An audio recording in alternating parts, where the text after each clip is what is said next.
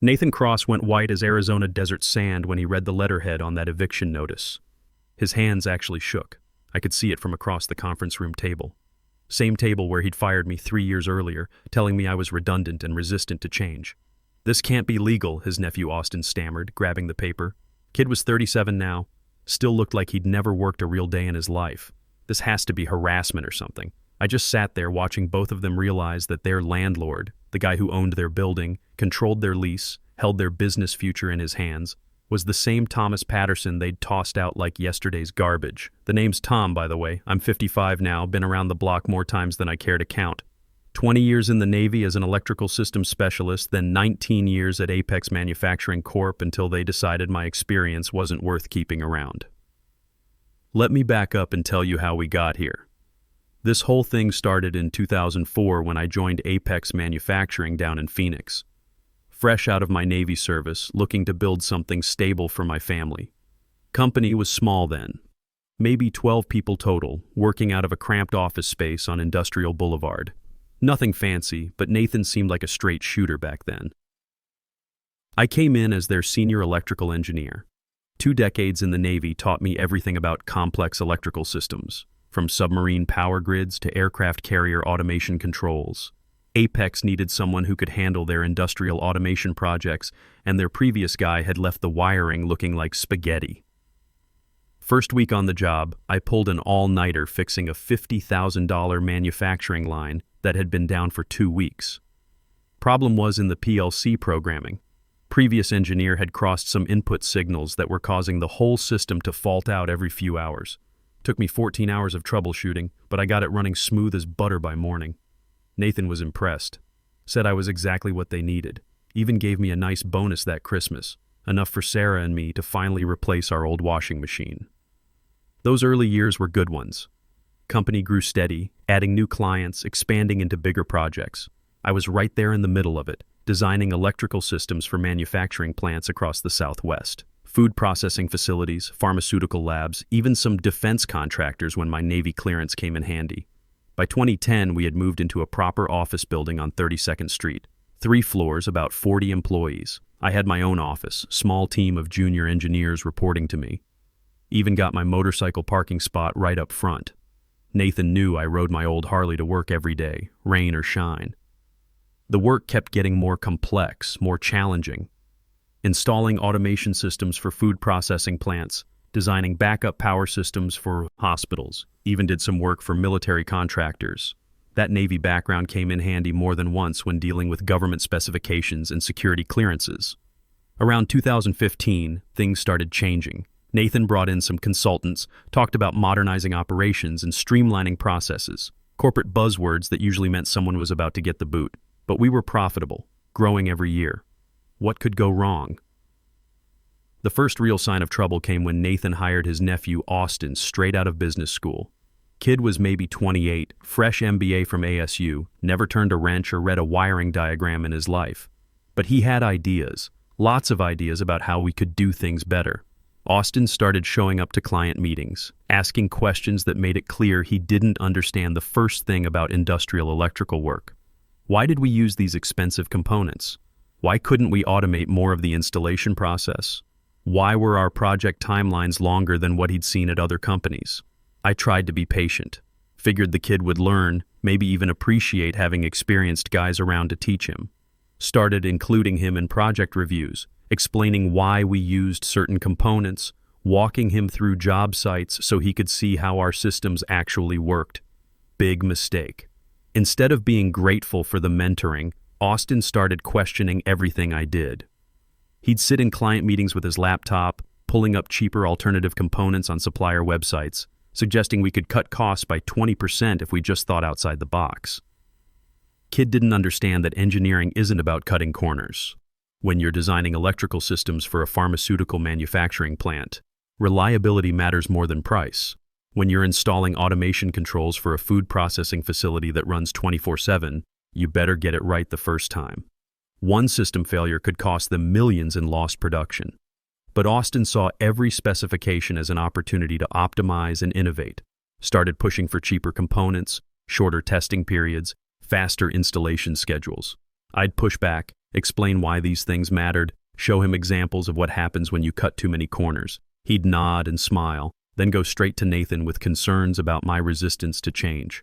By 2020, the writing was on the wall. Austin was handling more client relationships, sitting in on strategic planning meetings, even getting copied on emails that used to come directly to me.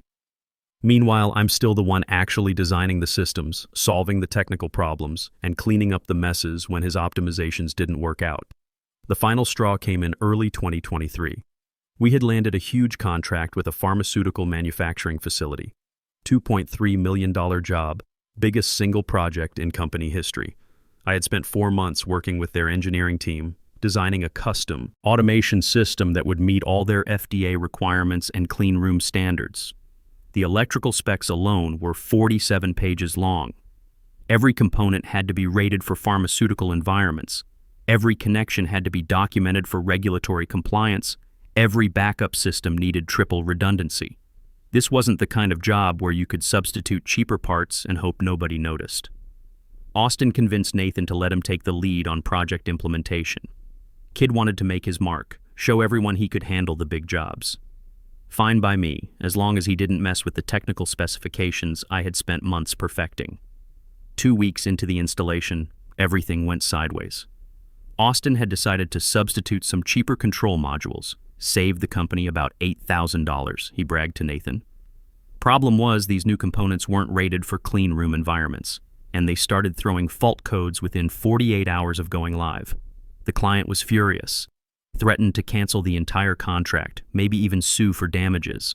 Their production line was down, costing them $50,000 per day in lost manufacturing. The FDA was asking questions about their system validation documentation. I had to work 3 straight days, barely sleeping, living on coffee and determination to redesign the control system around the components Austin had ordered. Pulled every favor I had with suppliers to get rush delivery on replacement parts. Got it working, but it was a Band-Aid solution that would need constant monitoring. You'd think this would be Austin's wake-up call, right? Maybe some humility, recognition that experience matters in this business? Nope. Nathan called me into his office the following Monday morning. Lisa Martinez from HR was there too, sitting in the corner with a legal pad and that sympathetic expression they teach in business school. "Tom," Nathan said, "we need to talk about your future here at Apex." I knew what was coming, but I let him go through his little speech anyway.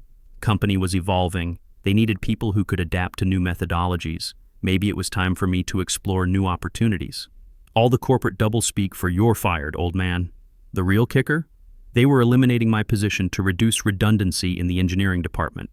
Austin would be taking over my responsibilities, along with his business development role. One person doing 2 jobs, saving the company money. They offered me 2 weeks severance pay, 2 weeks after 19 years of service. After countless weekends spent fixing emergencies, after building their reputation one successful project at a time, after training half their current staff. I didn't argue, didn't make a scene, just nodded, packed up my office, my Navy commendation letters, family photos, the coffee mug Emma had made me in middle school pottery class, and walked out to my Harley in the parking lot. Sarah was waiting when I got home. I'd called her from the parking lot, voice probably shaking more than I'd like to admit. We sat at the kitchen table, both of us wondering how we were going to make the mortgage payment next month.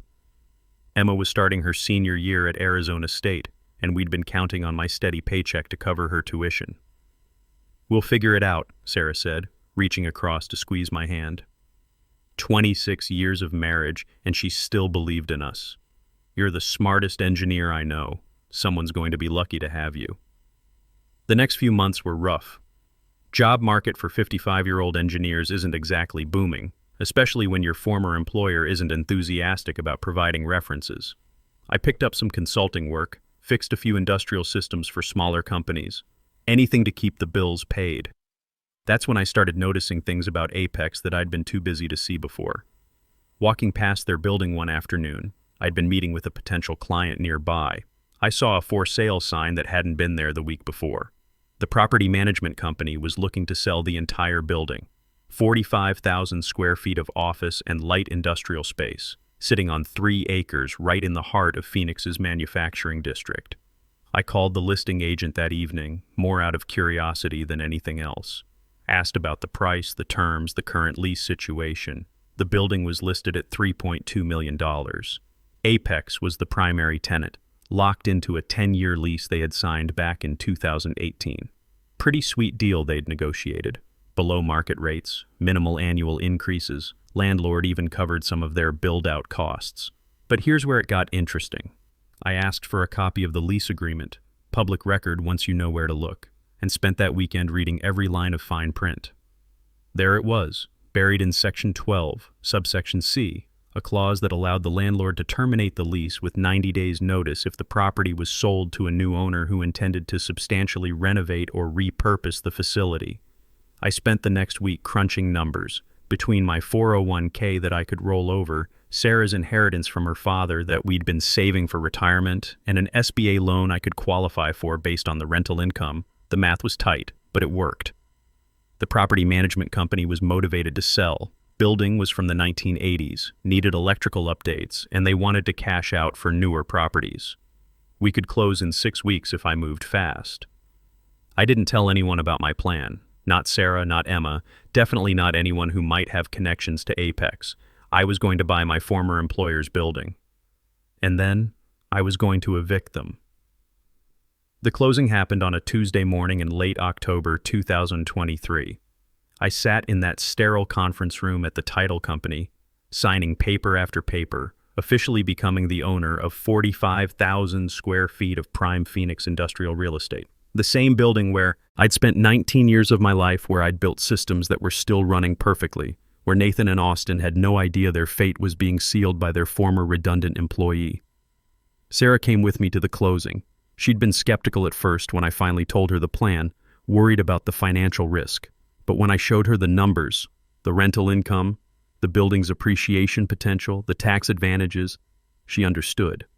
My wife had watched me get kicked around by corporate politics for too long. She was ready to see me fight back. "You sure about this?" she asked as we walked out of the title company, keys to the building in my pocket. Never been more sure of anything in my life. The property management company handled everything initially. I stayed completely behind the scenes, just another investor collecting rent checks. Nathan and Austin had no idea who their new landlord was. As far as they knew, some investment group from California had bought the building, which wasn't entirely untrue since I'd set up an LLC for the purchase. For 3 months, I played the part of the invisible owner. Collected $47,000 in monthly rent from Apex, handled maintenance requests through the property management company, kept my mouth shut about my connection to the building's primary tenant. During that time, I kept my ear to the ground about how things were going at my old company. Manufacturing is a small world in Phoenix, and word travels fast when projects go bad. Turns out Austin's cost-cutting measures were catching up with them in a big way. That pharmaceutical client I'd had to rescue? They'd refused final payment on the project, citing ongoing reliability issues with the system. Word was they were considering legal action for the production delays. 2 other major clients had switched to competitors after experiencing system failures during routine operations. Equipment I'd originally specified would have run for decades without problems, but Austin's cheaper substitutions were failing within months of installation. Meanwhile, I was getting consulting calls from some of those same disappointed clients. Word had gotten out that I was available for freelance work, and suddenly everyone wanted the guy who used to handle Apex's technical problems.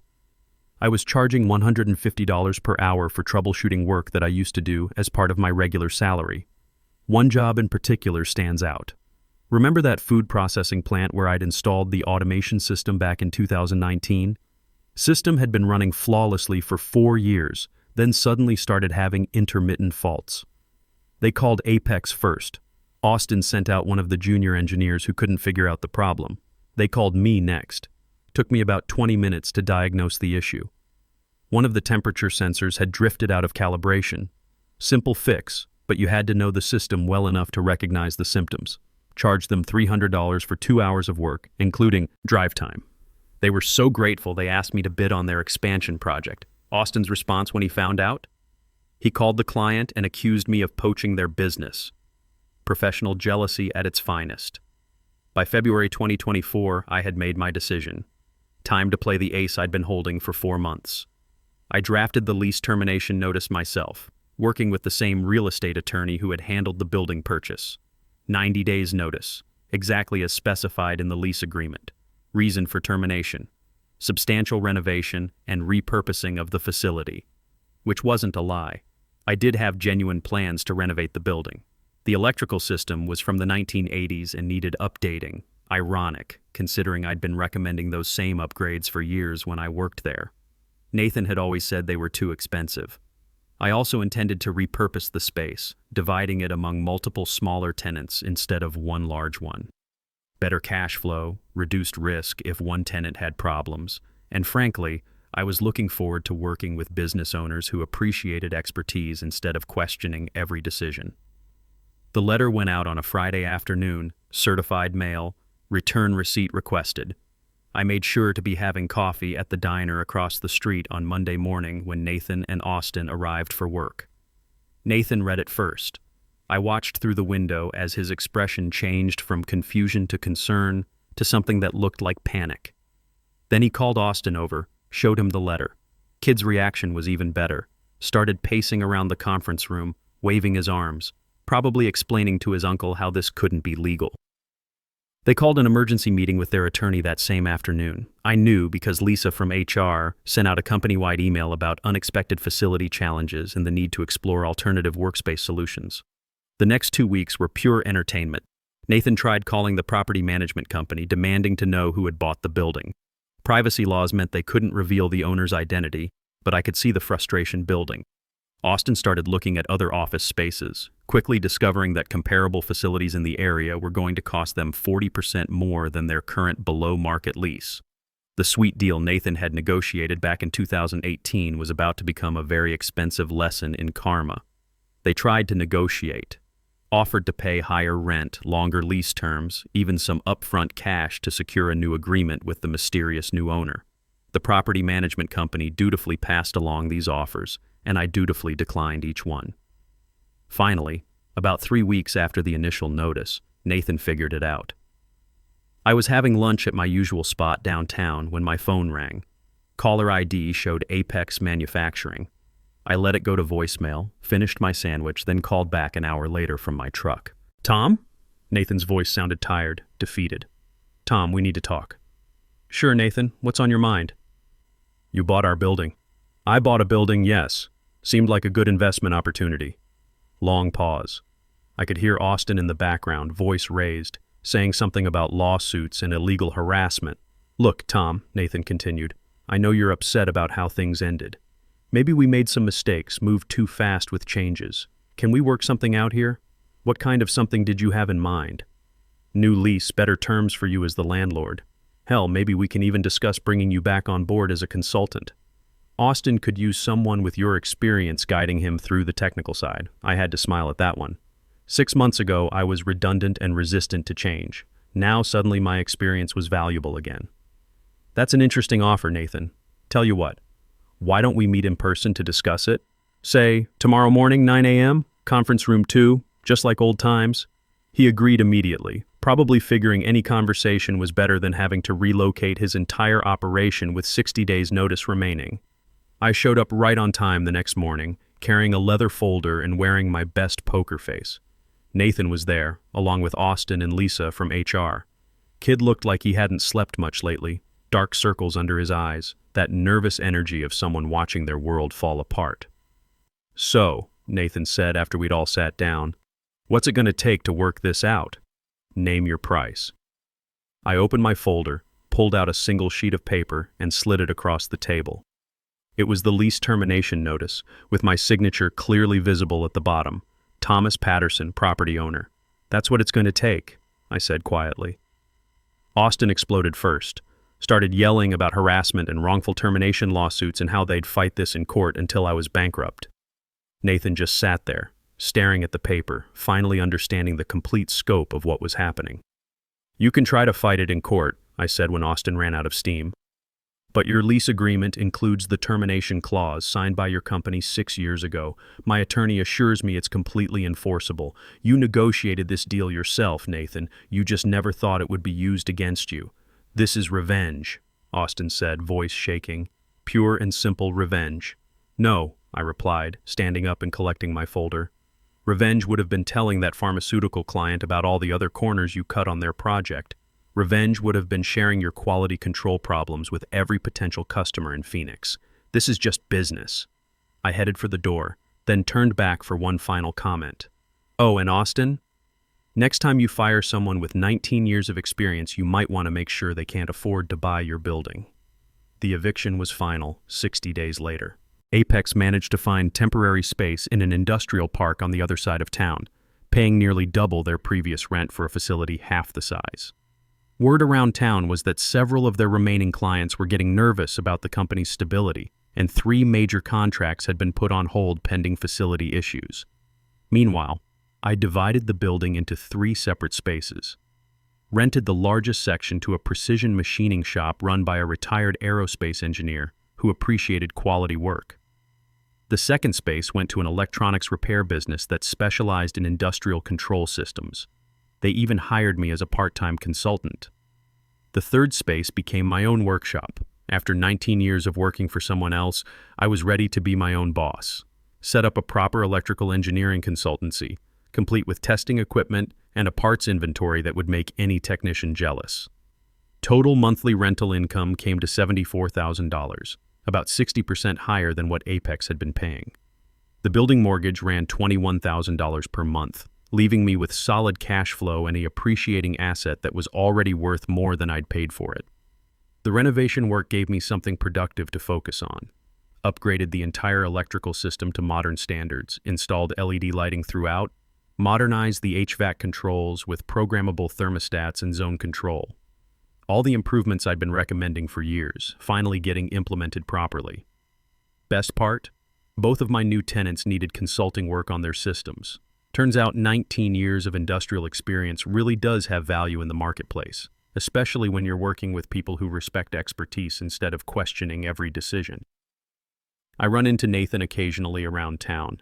He's aged considerably in the past year, looking every bit of his 66 years. Heard through the grapevine that Austin moved back east, took a job with some consulting firm in Atlanta, probably telling everyone how he learned valuable lessons about business operations during his time in Arizona. Sarah says I seem happier than I've been in years, more relaxed somehow. Maybe it's because I learned something important about patience and planning. Sometimes the best revenge isn't getting mad or getting even quickly. Sometimes it's staying smart, keeping your eyes open, and letting people's own bad decisions come back to bite them. They fired me after 19 years of loyal service. I evicted them after 19 years of building the expertise they dismissed. Seems fair to me. And every month when I deposit those rental checks, I remember what my old Navy chief used to say: the best way to win a fight is to control the battlefield. Turns out he was absolutely right.